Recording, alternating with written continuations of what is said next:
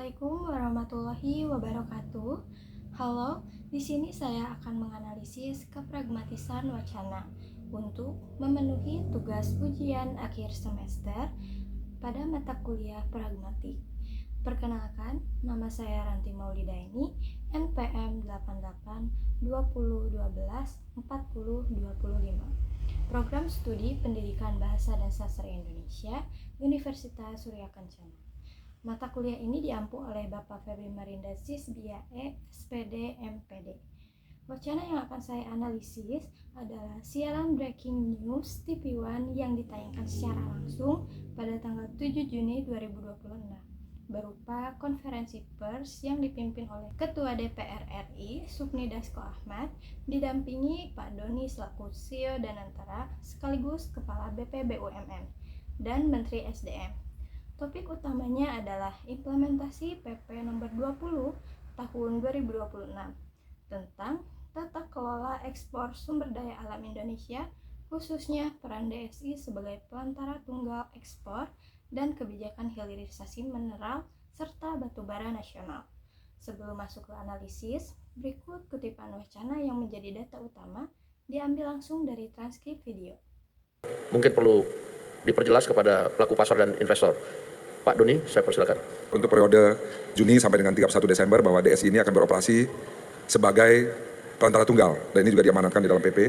Tugas kita adalah memastikan bahwa tidak terjadi under invoicing dan juga transfer pricing di dalam ekspor dari sumber daya alam yang kita miliki. Jadi buat seluruh pengusaha dan juga masyarakat Indonesia tidak perlu ada yang dikhawatirkan bahwa semua kontraknya berjalan dengan normal. Sementara di sektor minerba tidak ada perubahan sama sekali, sehingga ini penting saya sampaikan untuk memberikan penegasan bahwa aturan yang sudah ada tidak ada perubahan untuk selamanya. Itu tugas saya untuk menjaga itu.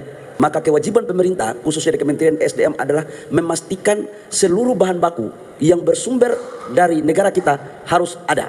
Artinya antara kapasitas produksi kebutuhan dengan RKAB yang akan kita berikan itu harus seimbang. Supaya apa? Industri bisa berjalan. Artinya kalau harganya bagus kita akan meningkatkan produksi. Kalau harganya mulai mentok, kita juga akan membuat kebijakan agar supply and demand itu bisa kita jaga. Saya pikir ini sebagai informasi resmi dari negara atas nama Presiden, Menteri SDM menyampaikan ini. Sehingga tidak ada lagi perdebatan-perdebatan, informasi-informasi yang menyesatkan. Setelah menyimak wacana tersebut, kita masuk ke analisis pertama, yaitu tindak tutur. Meliputi lokusi, ilokusi, dan perlokusi atau LIPS. Dalam ilmu pragmatik, setiap tuturan tidak hanya mengandung makna harfiah atau makna sebenarnya. Menurut Austin pada tahun 1962 dan Searle pada tahun 1969, sebuah tuturan memiliki 3 lapisan: lokusi sebagai makna harfiah, ilokusi sebagai maksud penutur, dan perlokusi sebagai efek yang akan ditimbulkan pada mitra tutur. Nah, mari kita lihat bagaimana ketiga lapisan ini bekerja. Dalam wacana konferensi pers ini, lokusi pada tuturan Pak Doni buat seluruh pengusaha dan juga masyarakat Indonesia tidak perlu ada yang dikhawatirkan bahwa semua kontraknya berjalan dengan normal. Pada kutipan tersebut, secara lokusioner, tuturan ini berisi pernyataan bahwa kontrak-kontrak ekspor berjalan dengan normal. Proposisi harfiahnya atau makna sebenarnya, situasi terkendali, tidak ada masalah. Bagian ilokusi, tetapi jika kita perhatikan dalam ilokusi lebih dalam, tindak ilokusinya jauh lebih kompleks.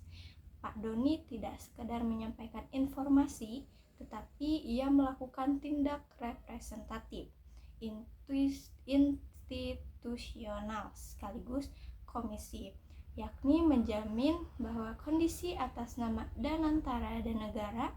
Selain itu, terdapat pula direktif implisit yang menginstruksikan pelaku usaha dan masyarakat agar tidak panik dan tidak menarik investasi. Begitu pula pada tuturan Menteri Sumber Daya Manusia. Saya pikir ini sebagai informasi resmi dari negara atas nama Bapak Presiden. Ini adalah ilokusi deklaratif yang menetapkan status informasi sebagai resmi dan final, sekaligus secara implisit menutup ruang perdebatan publik. Kemudian, pada perlokusi, efek perlokusi yang dirancang dari konferensi pers ini adalah pelaku pasar tidak menarik investasi, pengusaha tambang tetap menjalankan kontrak, dan narasi negatif terhadap PP nomor 20 tahun 2026 mereda. Secara pragmatik, wacana ini berfungsi sebagai krisis communication, tindak tutur yang sengaja dirancang untuk menghasilkan ketenangan publik dan kepercayaan pasar. Setelah menganalisis tindak tutur, kini kita beralih ke analisis tuturan langsung dan tidak langsung. Perlu dipahami bahwa tuturan langsung terjadi ketika modus kalimat sesuai dengan fungsi komunikatifnya. Sebaliknya, tuturan tidak langsung terjadi ketika modus kalimat berbeda dengan fungsi yang sesungguhnya. Perbedaan ini penting karena dalam wacana politik, pembicaraan sering menggunakan tuturan tidak langsung sebagai strategi retoris yang lebih halus dan terencana. Mari kita temukan contohnya dalam wacana ini. Ditemukan pada pernyataan Menteri Sumber Daya Manusia dalam tuturan. Artinya, kalau harganya bagus, kita akan meningkatkan produksi.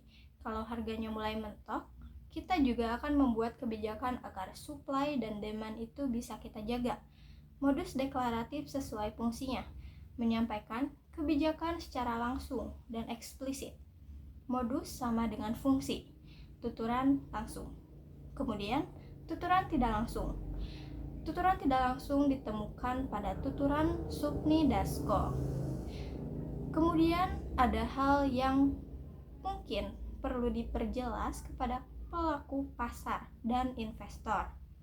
Nah, dari tuturan tersebut, secara gramatikal kalimat berita, namun fungsi sesungguhnya adalah direktif, mempersilahkan Pak Doni berbicara sekaligus mengakui secara implisit adanya kesalahpahaman besar di publik. Kata mungkin perlu diperjelas adalah eufemisme yang menyiratkan polemik yang lebih besar dari yang diakui. Modus berbeda dengan fungsi, yaitu tuturan tidak langsung.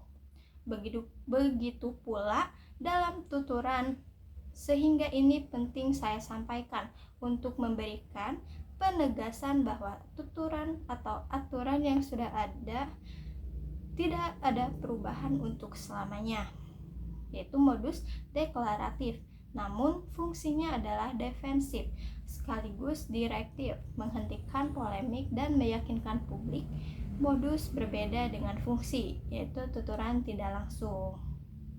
Selanjutnya, kita masuk ke analisis presuposisi, implikatur, dan entailment, atau disingkat PIE. Ketiga konsep ini berkaitan dengan makna yang tidak selalu tampak di permukaan tuturan. Presuposisi adalah asumsi yang sudah dianggap benar sebelum tuturan disampaikan. Kemudian, implikatur adalah makna tersirat yang bisa dipahami oleh konteks percakapan. Sedangkan entailment adalah hubungan logis antara dua proposisi. Dengan memahami ketiganya, kita bisa membaca jauh lebih dalam dari apa yang tampak pada teks wacana. Mari kita terapkan pada wacana ini.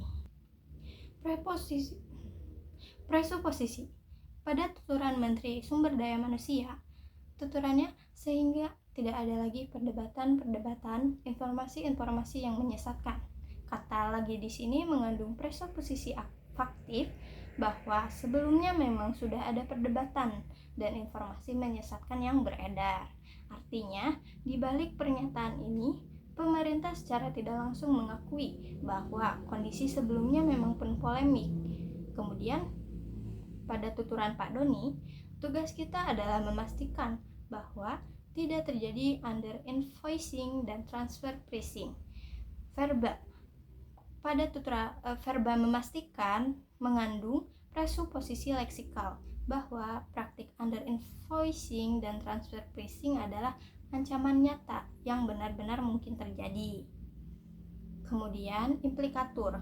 Pada tuturan Dasko, ada beberapa hal yang mungkin perlu diperjelas pada pelaku pasar dan investor. Frasa mungkin perlu diperjelas secara implisit mengimplikasikan bahwa sebelumnya telah terjadi kesalahpahaman yang besar di kalangan pelaku pasar. Ini adalah implikatur percakapan khusus yang hanya dipahami dalam konteks polemik PP nomor 20 pada tahun 2026. Demikian pula dengan tuturan, saya pikir ini sebagai informasi resmi dari negara atas nama Bapak Presiden. Implikaturnya adalah bahwa informasi-informasi sebelumnya yang beredar adalah tidak resmi dan tidak dapat dipercaya. Ini adalah counter narasi yang disampaikan secara implisit melalui klaim otoritas.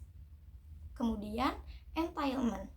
Pada tuturan Menteri Sumber Daya Manusia, antara kapasitas produksi kebutuhan dengan RKB yang akan kita berikan itu harus seimbang supaya industri bisa berjalan-jalan. Terbentuk rantai entitlement. Jika kapasitas dan RKB seimbang, maka industri berjalan. Jika industri berjalan, maka pengusaha untung, negara untung, rakyat mendapatkan dampak positif. Entitlement ini bersifat searah dan bertingkat. Jika premis pertama benar, seluruh rantai berikutnya niscaya akan benar. Nah, kemudian analisis terakhir adalah deixis, yaitu kata atau ekspresi yang referensinya bergantung pada konteks tuturan.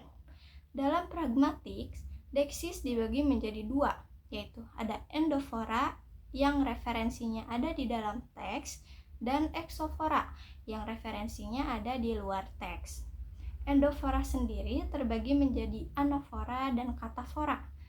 Wacana konferensi pers sangat menarik dikaji deixisnya karena pembicara terus-menerus merujuk ke berbagai entitas baik yang ada di dalam maupun di luar teks. Pada bagian anafora, kata itu, dalam itu tugas saya untuk menjaga, itu merujuk kembali ke pernyataan sebelumnya bahwa tidak ada perubahan aturan di sektor minerba. Kemudian kata ini dalam tuturan ini yang pertama merujuk ke poin yang baru saja disampaikan Pak Doni.